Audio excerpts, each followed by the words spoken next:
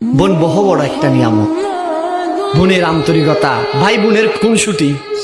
আমার বোন আছে, আমি আমার বোন কখনো খাতা রাখতে পারতাম, আমি ছিঁড়ে ফেলতাম। কারণ বোন শ্বশুর বাড়িতে চলে গেছে, কত বলছে তুই কখন আসবি, সেই ভাই বোনের যে একটা মহাব্বত, আন্তরিকতা যে জিনিসটা, এটা কিন্তু ভাই হিসাবে প্রথম ভাইয়ের দায়িত্ব বোনের এই আন্তরিকতা রক্ষা করা, ঠিক কিনা বলেন? আমি আপনাদের কাছে বলবো, আপনাদের যদি বোন থাকে, বোনকে কখনো অবজ্ঞা করবেন না।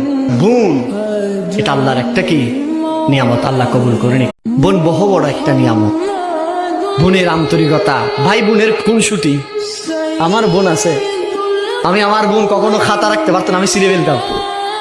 কারণ বোন শ্বশুর বাড়িতে চলে গেছে, কত বলছে তুই কখন আসবি, সেই ভাই বোনের যে একটা মহাব্বত, আন্তরিকতা যে জিনিসটা, এটা কিন্তু ভাই হিসাবে প্রথম ভাইয়ের দায়িত্ব বোনের এই আন্তরিকতা রক্ষা করা, ঠিক কিনা বলেন? আমি আপনাদের কাছে বলবো, আপনাদের যদি বোন থাকে, বোনকে কখনো অবজ্ঞা করবেন না। বোন এটা আল্লাহর একটা কি নিয়ামত, আল্লাহ কবুল করে নি।